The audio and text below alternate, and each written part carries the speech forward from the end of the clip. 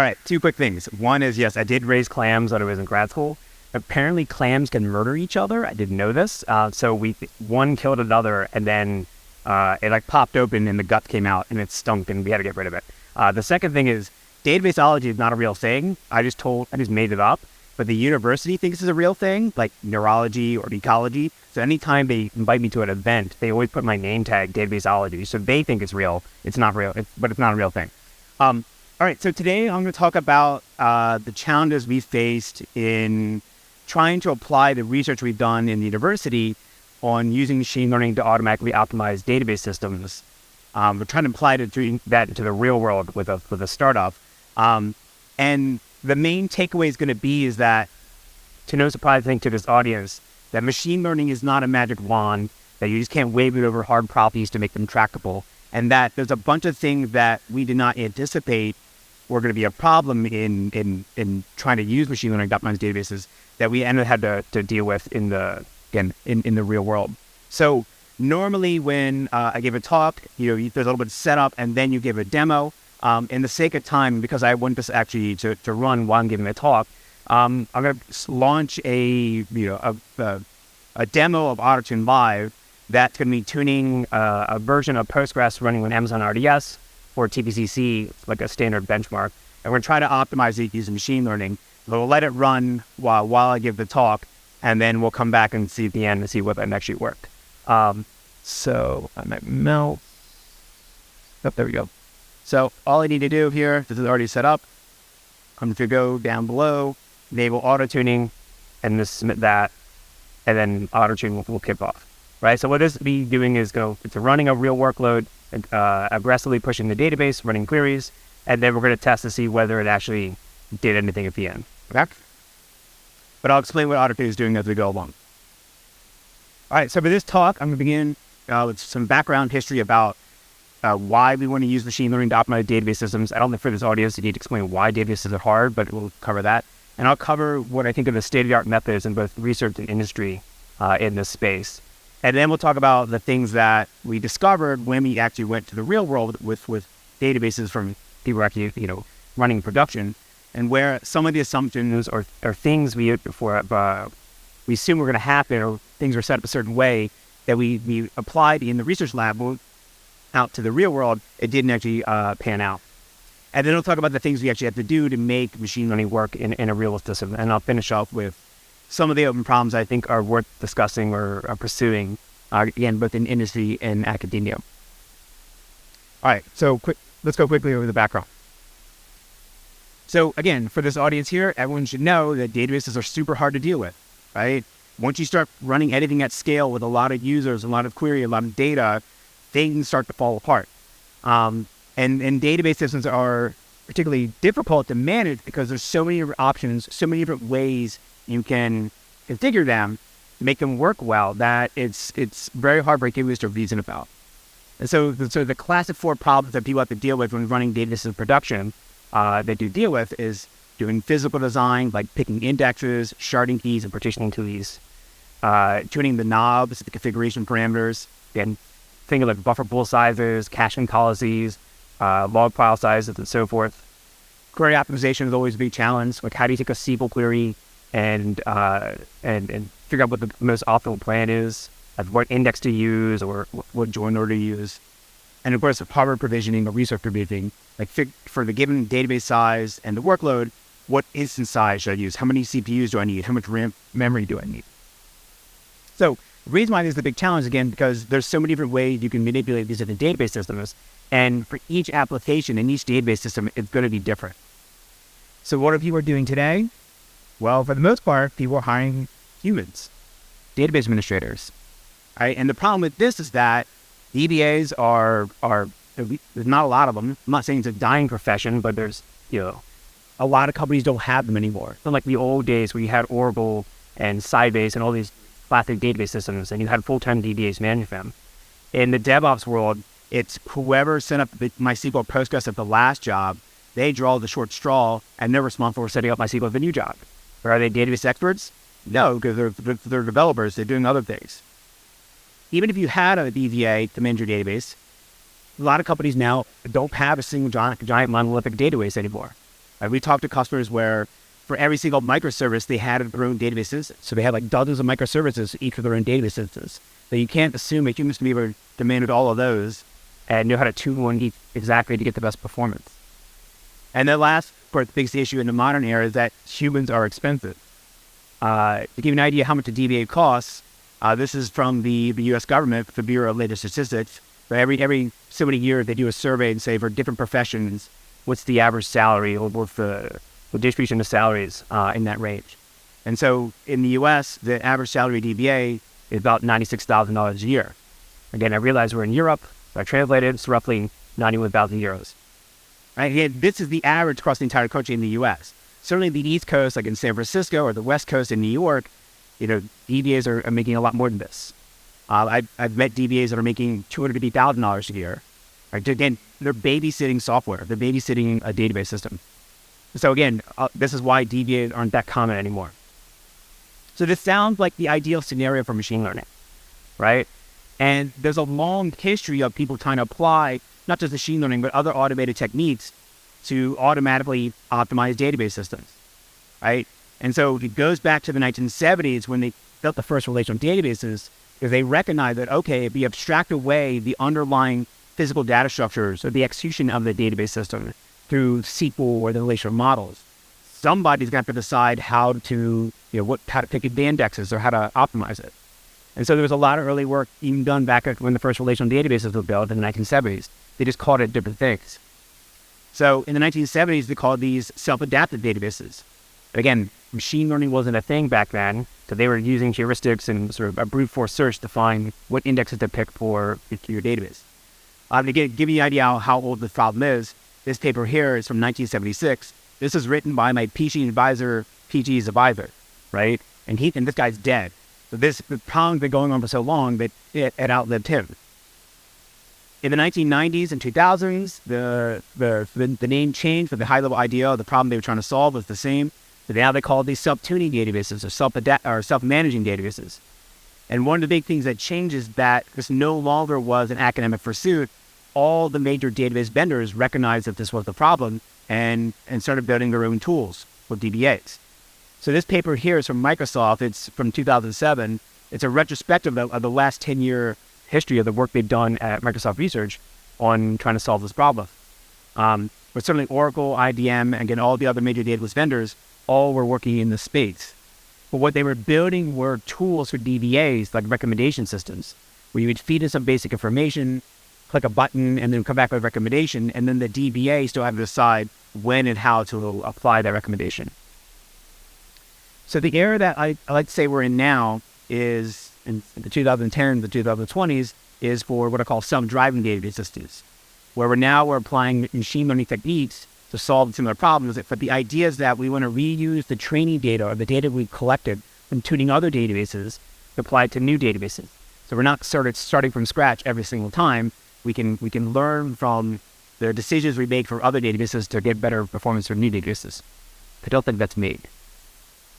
And so again, I thought it was kind of clever when I came up with this term self-driving databases, because again, at Carnegie Mellon, that's where they invented a lot of the early technologies for self-driving cars in the 1980s and 1990s that came out of the CMU. So I was like, all right, well, let's apply that term to databases.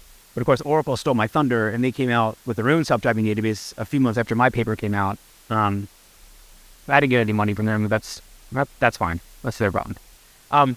So again, the last decade where we're at now is again trying to use machine learning to optimize these systems.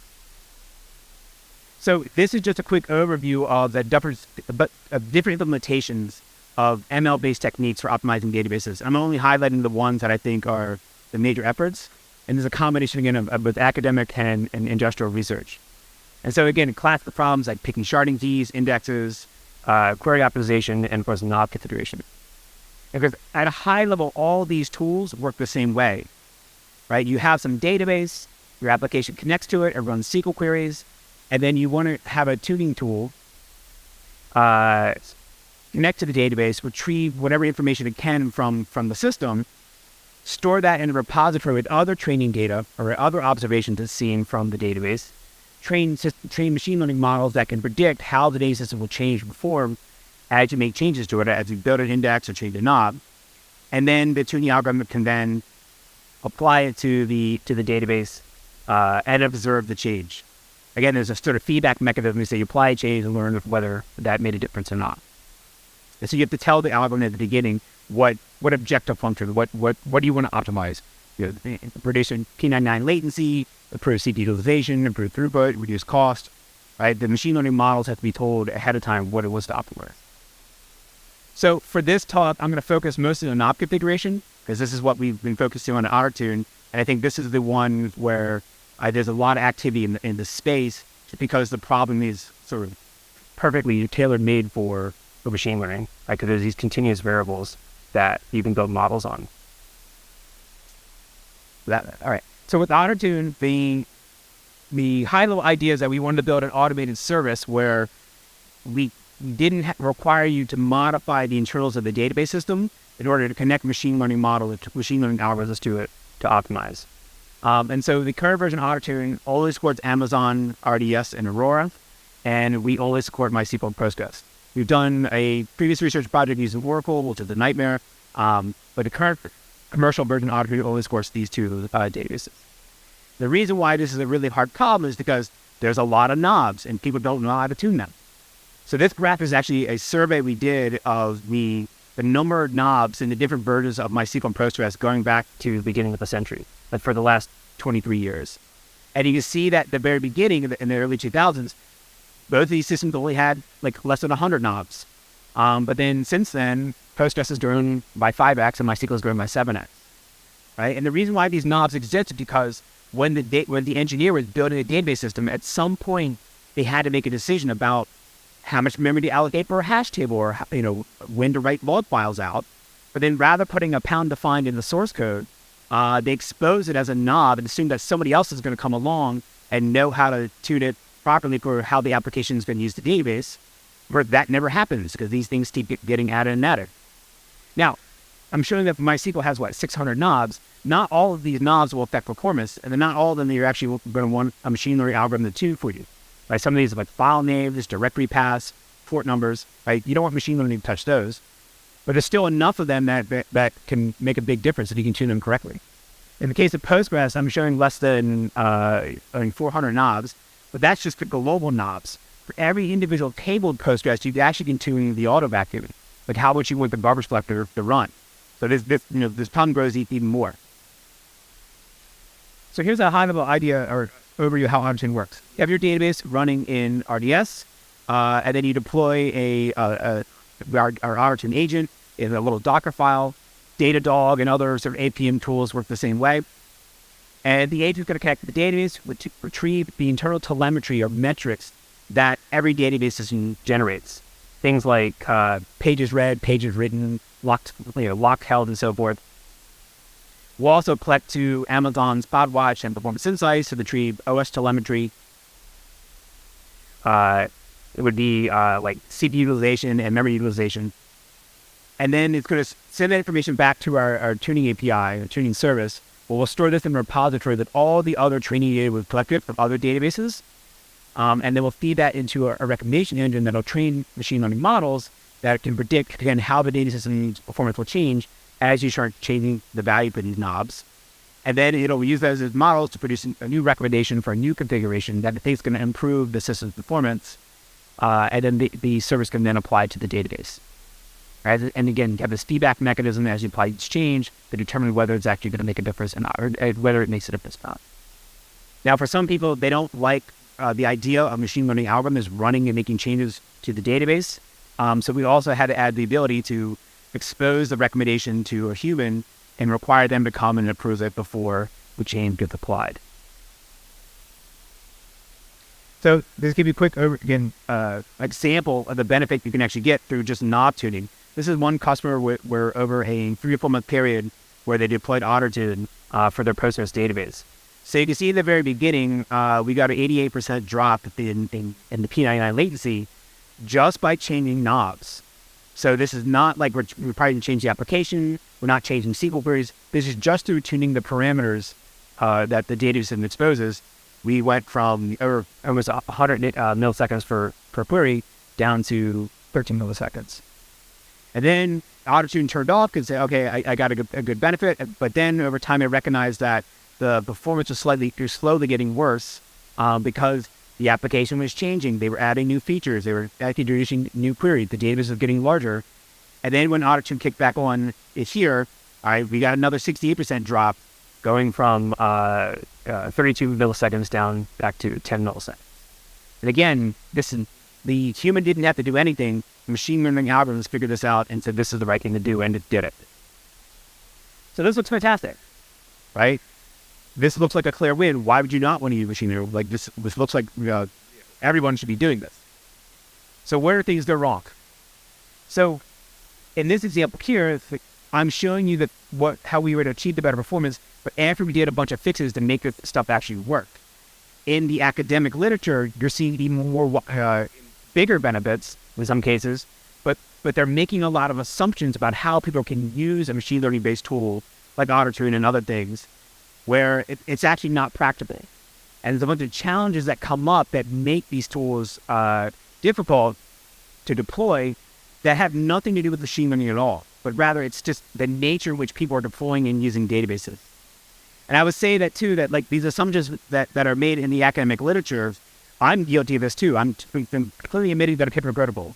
There's things we assume, oh yeah, this is how the world really works. But then again, when you go in the real world, it didn't pan out. Again, to be honest, that's why I like coming to conferences like these, because you guys are actually running stuff in production, and it's not just us navel gazing in academia, and you guys tell us what and what doesn't work. And so I love this kind of feedback. So I want to talk about now 3 things where what real-world databases look like and why machine learning doesn't always pan out. So the first challenge is that users don't maintain staging databases that we can leverage for collecting training data for the model we need for our machine learning algorithms. So a typical setup that you see is that you always have a production database and you have a staging database, and the application only sends queries to the production database. And then the developers are running experiments, running tests, doing schema migrations, like verifying that the changes they're making to the application are working on the staging database before they apply them to the production database. But in the literature, they assume that you could have the machine learning algorithm or machine learning based tool connect to the staging database to collect the training data for its models, and then generate recommendations on the staging database, and then have them apply to the production database, right? Well, this is bad. This doesn't work because the staging database almost never looks like the production database.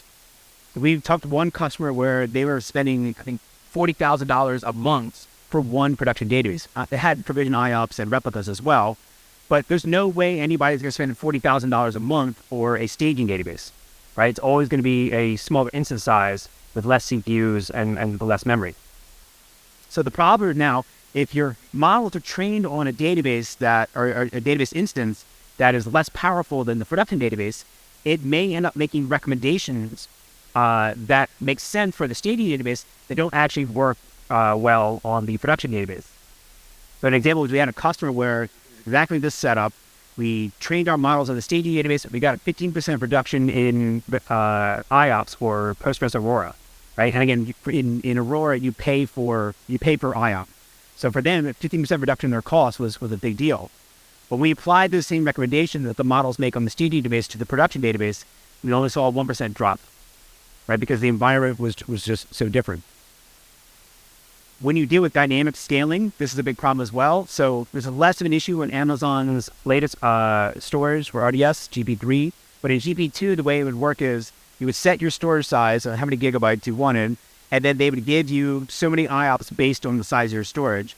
But then they had this thing called burst credits where occasionally when you had a big flood of traffic, you could use these credits to get slightly higher IOPS.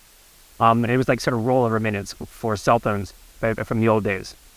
But then the problem is because when you ran out of those burst credits, you got pushed back down to your baseline performance. And so now when you train your machine learning models on a database that has this kind of scaling, you may train it on at the time when you have those burst credits and you're getting better performance, and you may make decisions or recommendations that assume you have that fast network. But then once you then exhaust your burst credits, then performance drops and may make bad recommendations. Serverless systems are also another problem in this space because of the cold start. So if you have your staging database and you're not really exercising or using it, then you send a bunch of queries to it. It has to get warmed up, like it has to pull pages out from disk and put it into the bucket pool. So it may look slower than it actually is. And so now you may make decisions, machine learning models may make decisions that are right for that environment, but not right for the production. So basically performance variability is bad for machine learning models, and the current cloud landscape is not ideal. All right, so even if you assume you have the same staging environment as your production one, the next problem you're going to face is that most people are not able to capture workloads and snapshots and replicate the environment of the production database. So the typical setup is that you would take a snapshot of the database, like some point in time. Amazon makes this very easy. You click a button and you get a snapshot in the EBS. But then you also need to capture a workload trace, like what SQL queries did the database execute during a given time period. And then you take this and run it through a replay tool that can then rerun those queries on the snapshot. Again, you're trying to mimic the workload of the traffic you're getting on the production database, so your models know what to expect in the production environment. The problem is, though, however, the people simply can't do this, right? Taking a snapshot is easy, but we've been surprised how many people are not able to know how to even take a query trace. Now, this is mostly a bigger problem for the open source systems like MySQL and Postgres. Microsoft and Oracle have great tools to do this kind of stuff for the enterprise systems, but a lot of people aren't running that. So again, the challenge is now that, okay, how do I actually get a workload on my staging database that looks like my production database so my models know what to expect? So the only place that we've actually seen anybody do this correctly or do this in a way that helps us was actually Dropbox. So what they were trying to do is they were trying to figure out, they upgrade from MySQL 5.7 to MySQL 8, like, are they going to have any performance regressions? So they put a proxy in front of the production database that would mirror the traffic that was being sent to MySQL to go to the production database and the staging database. And then what would happen is they would just ignore whatever response they got back from the staging database because it was just for testing. And so in this environment, the staging database would look exactly like the production database, and we can connect our machine learning tool to it and get and actually learn what the real workload is going to look like. But again, things like PG Bouncer or RDS Proxy, they can't do this. Only the MySQL 1 can. All right, so now the last problem is assuming you even had a staging database that looked like a production database, the same hardware and the same workload. The next challenge we face is that people just don't know what's going on in their database system. And again, they're not DBAs, they're developers like you guys. And so when we ask them questions like, why did things happen a certain way, they have no idea. So this is from a deployment, actually at Booking.com, where they were running MySQL in production. And there's this little blip here for a 3-day period where they had a 25% spike in traffic. And so the machine learning models were trying to optimize CPU utilization so that they can combine servers together. And so what would happen is during this period, the models thought they were actually doing a bad thing because CPU utilization was spiking up because traffic was spiked up. And so we had to then go ahead and correct this, but it opened up other issues. And so when we asked them, what was this 25% spike in the traffic, because it kind of threw our models off, they said the guy had no idea.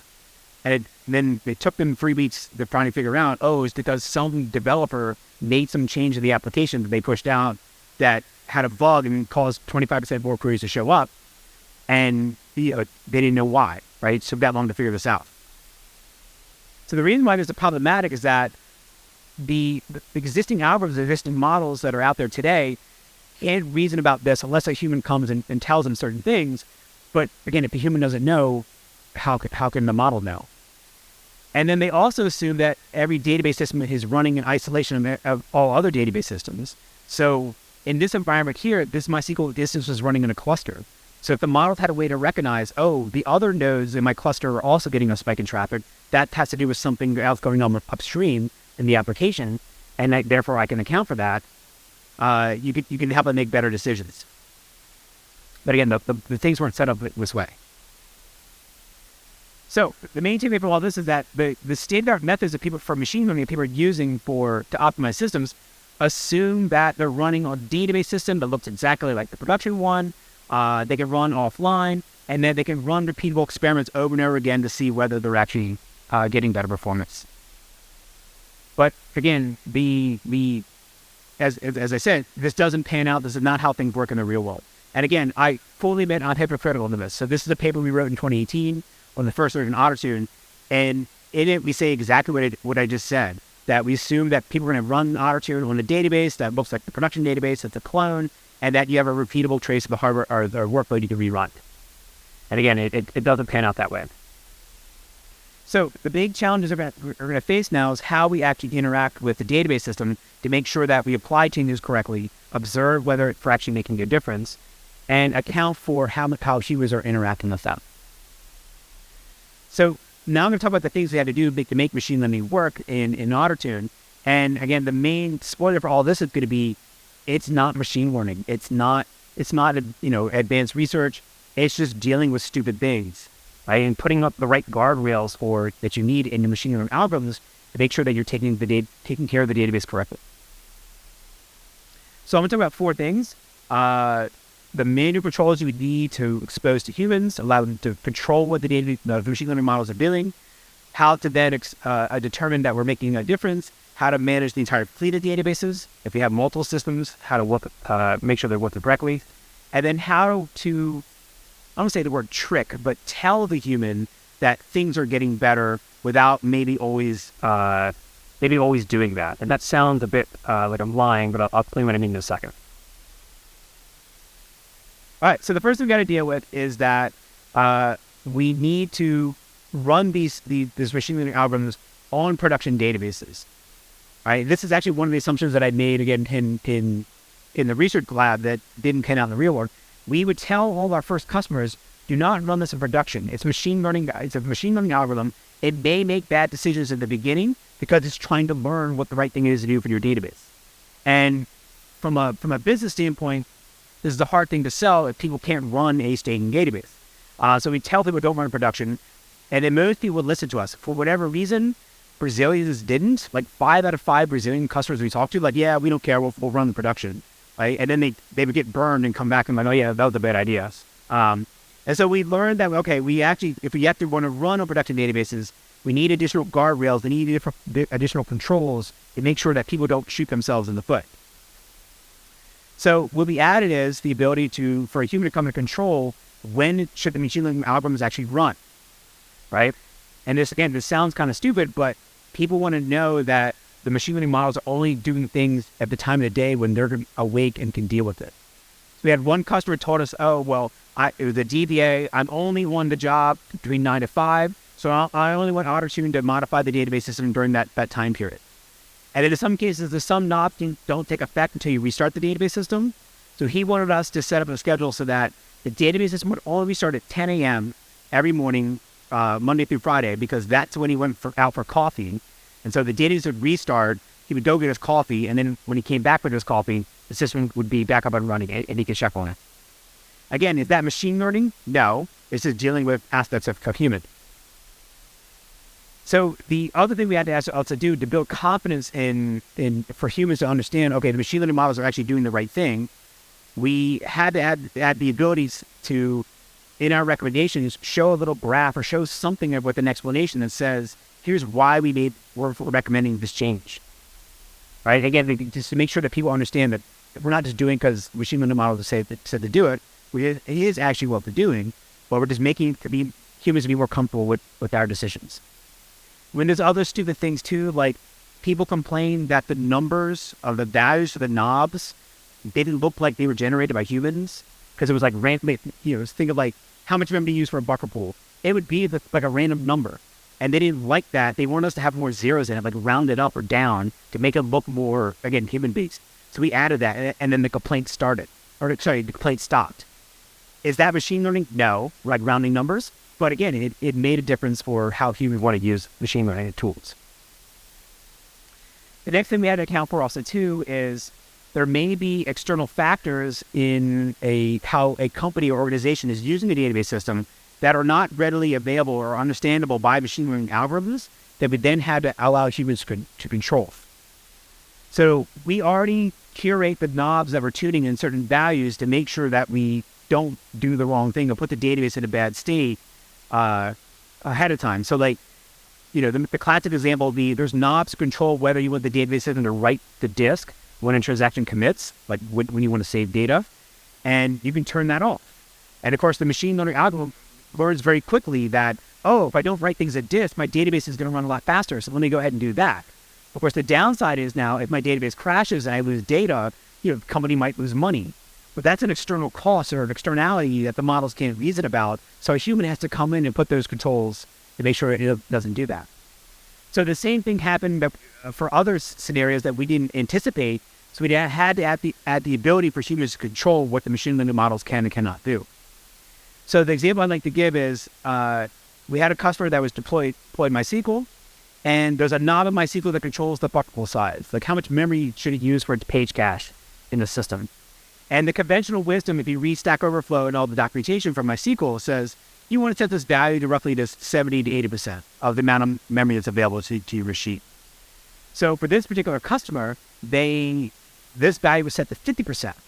And of course, the machine learning model learned very quickly, oh, I should turn that up because you'll get better performance. But then the human kept coming back and rejecting that change and kept trying to put it back to 50%. So we had to ask them, why do you do this? Because this is not what the model is saying you should be doing. And then they did have an answer. They had to go look, talk to their colleagues. Then they came back and said, oh, in our global configuration file for all the MySQL boxes, we set this to be 50% because somebody set it up to make sure that we don't go higher because they're worried about a flash mob showing up and establishing a bunch of new connections to MySQL and MySQL running out of memory. I'm like, okay, well, how often does that happen? Well, it turns out the guy that set that parameter quit the company 2 years ago, and no one's ever looked to ever change it again. So they didn't know whether they even should change it. So they were quite conservative, and they let us go to 60%. But this made us realize that, okay, there are some situations that we can't predict that the machine learning models may say it wants to do a certain thing, but a human may say it wants to do something else.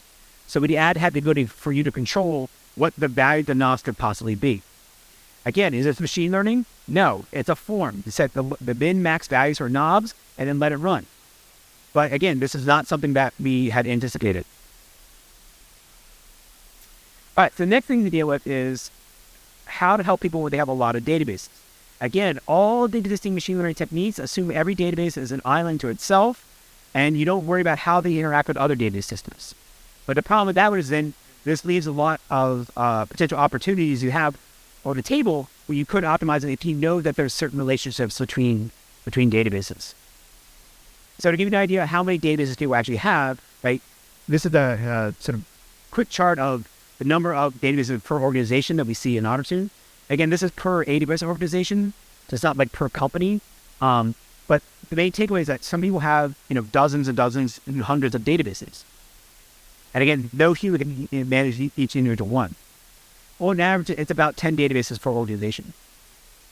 So we've already talked about the staging and production lifecycle of databases, like how to make changes in staging and observe the changes to production.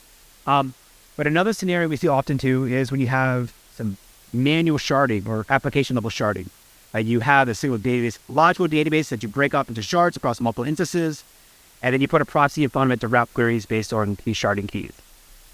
And so what we need to be able to do is learn that these databases are related to each other so that if we make a recommendation for one, we should also apply it to another one, the other shards, because they're essentially running the same application and the same workload, just in different portions of the database. And again, from Amazon's perspective, these look like separate instances that are completely independent, but logically the application knows that they're linked together. So we need to be able to learn that we want to learn these relationships. Similar to this, another scenario we see where people have sort of different deployments of the same application in different regions. So a common setup we see is there's an application that's in the US on AWS and another one in the EU, right? For GDPR issues, you want these to be separated. But again, there's these implicit relationships between these databases where you know that they're running the same application with the same workload and same schema, that the certain recommendations may want to apply for both of them.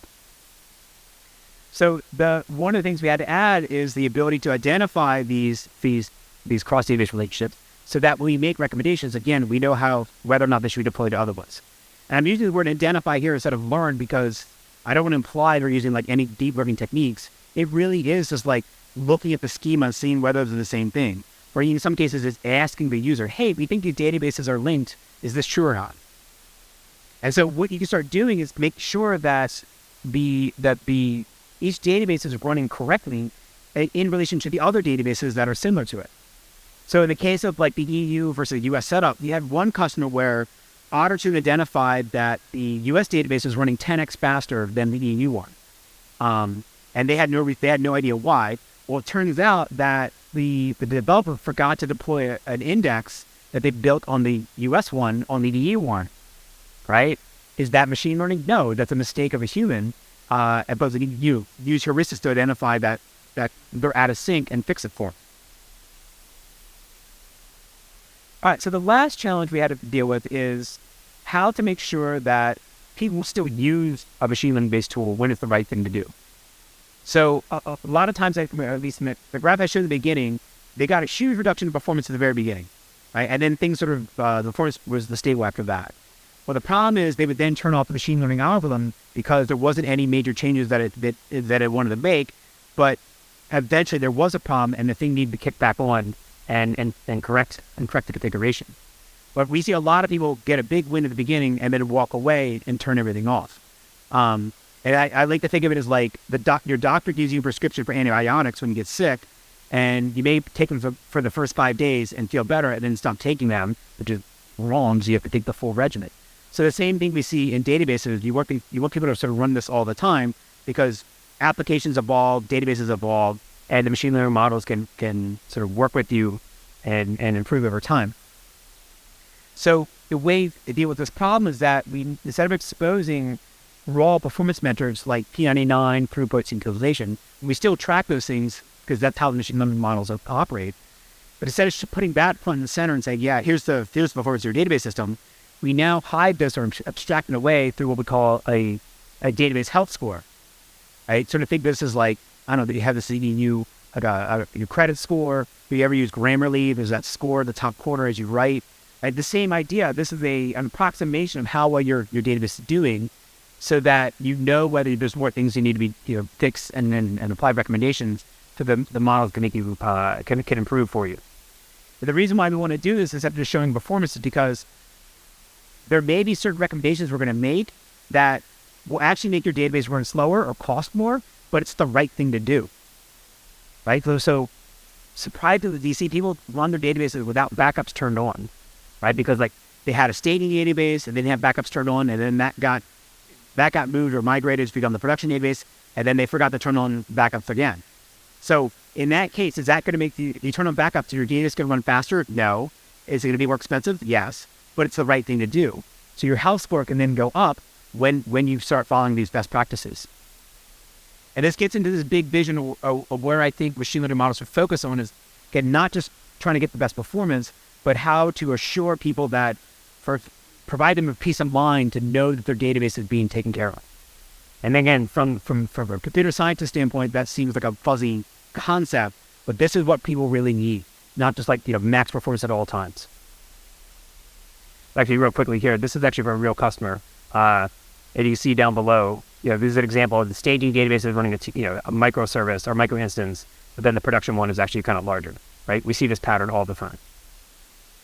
All right, so I'm going to show an overview of the performance improvements we've gotten when we applied all these techniques that I've talked about to Ottertune over the last year or so. And I'm going to break up the results based on MySQL and Postgres, but also between RDS and Aurora. Because one of the things that we assumed was going to happen is, in the case of Aurora, we weren't going to have a huge win over RDS because the way Amazon implemented Aurora is they ripped out the bottom half of MySQL and Postgres, like the storage layer, and then used their own customer service. So they removed a bunch of knobs that you can tune from Postgres and MySQL. But surprisingly, when we look at the data, we actually see on average a bigger win for Aurora than our regular RDS. So for the first thing to point out here is that at this top layer here, there's a bunch of customers who are getting almost 2x improvement in performance. similar to that customer I showed at the beginning. And so we thought, okay, well, maybe these are people where they've done zero tuning at all, and we're just fixing Amazon's defaults. Right? We've had customers actually tell us, oh, they thought Amazon was tuning their database for them. Trust me, they're not. They're taking your money, not tuning your database. So when we actually looked at these database systems, we saw that about over 60% actually have done some tuning already. So this 2x performance is actually on top of what changes that people have already made. And at the bottom half here, you see that they're getting zero performance improvements. And this is because the database is actually not even being used, right? If you don't execute any query, if you don't store any data in it, right, because it's like a staging database, then there's nothing to optimize. Like if you have a race car and you take out if you have a regular car, you take out the engine and put a race car engine, but you don't drive it anywhere, did the car get faster? Not really, because you didn't go anywhere. Similarly with databases, if you don't use it, then it can't possibly get faster. All right, so I want to finish up talking about what I think are the over problems in this space. And again, some of these are machine learning based, some of these are not, but I think it's the kind of things we'd have to solve in order to make this machine learning more useful for an audience like this. So the first challenge, or the first thing that we have to tackle is how to deal with the fact that people can't collect workload traces from a production database, but it still can improve performance if you have something that can mimic it. Right? Your models get better if you actually have the real workload, but if you don't have the real workload, how do you actually handle that? So we looked into using generative models, similar to like Midjourney or DALL-E 2, and not for images, but for database workloads, of trying to take the metrics that the data collects, like pages read, pages written, index usage and so forth, and then synthesize a workload that looks like or exercises the database system in the same way as the production database. And so that when you tune the staging database on the synthetic workload, the recommendations are then applied to the production database and get the same kind of benefit. That's still early. The results are inconclusive, but I think this would solve a lot of problems. The next thing we want to try to tackle is how to speed up the process of training these models so that we can come to better recommendations more quickly. So the reason why you want to do this, of course, is that if you need to run on a staging database and it costs money, you don't want to have that thing run as long as possible. And so we've been looking at techniques where we actually do modify the internals of Postgres and MySQL so that we can terminate query execution early as we're training data. So the idea is that I have a stable workload trace. If I have a bunch of queries that are going to take a half an hour to run, but the data I collect during that half an hour is oftentimes redundant and unnecessary. If I can cut that down to 5 minutes by having the queries cut off early, then my models can converge more quickly. And the last one would be how to integrate machine learning-based tools and recommendation engines like AutoTune and other systems with how people are actually building the application. And so this means like integrating with something like GitHub or GitLab so that you see PRs, you see commits to a repository where people are making changes to the application that are then going to cause schema changes to the database. If you can identify what those schema changes are ahead of time, then you can either prepare for them on the database server side or come back with recommendations like, don't do that, for you made a mistake. So an example of this would be, this is from a commit history of one of our applications where 8 years ago, a student added an index that they shouldn't have, and we only discovered it now that we should remove this thing. And so if a service is watching GitHub and seeing all commits and all these changes, it could see that to say, okay, was this actually, do you actually want to do this? Is this the right thing to do? If it's raw SQL, this is pretty easy, right? Because you see the line, you know the change is, you need to apply it. When you start using ORMs like Django, Ruby on Rails, or SQLize, or SQL Alchemy, this becomes more challenging because now you have to interpret whatever the Python or Ruby code is actually doing. But I think it can be done. All right, so now I couldn't give a talk about machine learning for databases without bringing up ChatGPT because it's the hot thing right now, of course. And so I'll say that right now, large language models like ChatGPT are not going to solve all these problems for us. Right? So in this example here, I'm using ChatGPT 4, and I gave it my schema for an application. I gave it a distribution of the queries, the inserts, updates, select, and so forth. And I started asking ChatGPT questions about it. And so it goes through this sort of this script here where it tells me how to optimize a database. And this is like generic information. Yeah, you need indexers. Yeah, you need to worry about join orders. Yeah, you need to tune your knobs and so forth. Right? This is sort of the standard stuff you see on Stack Overflow, or you read any sort of MySQL or Postgres performance blog. But then when I start asking it very specific questions about my schema in particular, or how I actually want to tune it, it can't give me concise or exact answer because, again, it doesn't know exactly what my database is doing. So in this case here, I ask it about tuning this one knob in MySQL, the InnoDB adaptive hash index. They built an additional index for primary keys to speed up lookups. So it tells me things like, oh yeah, you probably want to turn this on. It's on by default, but you should test. You should run some experiments to make sure it actually works. It's interesting though. It does tell me though it's been deprecated in a newer version of MySQL. So I knew about that. So then I asked it, what can you tell me about my schema? Can you tell me what web framework generated it or what ORM used it? And it tells me it can't because it doesn't know my schema, even though I told it up above what my schema was. So it seemed to have forgotten that. And then it goes and starts telling me the same thing it told me before about, generic information on how to optimize your database. But what's interesting now, then I tell it, hey, I've already told you my schema up above. What can you tell me about it? Right?